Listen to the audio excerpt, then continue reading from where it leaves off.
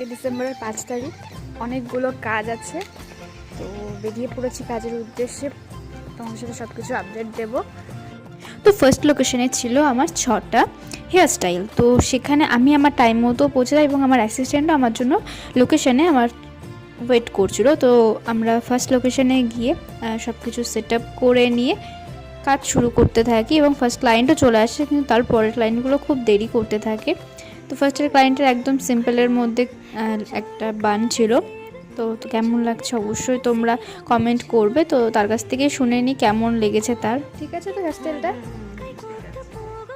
তো ফার্স্ট লোকেশনে আর কোনো ভিডিও আমি নিতে পারিনি, দেন আমি সেকেন্ড লোকেশনের জন্য বেরিয়ে যাই এবং সেকেন্ড লোকেশনে এটা ছিল আমার ফার্স্ট কাজ। লাগলো আজকে ফার্স্ট টাইম মেকআপ করে। থ্যাংক ইউ, আবার দেখা হবে কোনো দিন।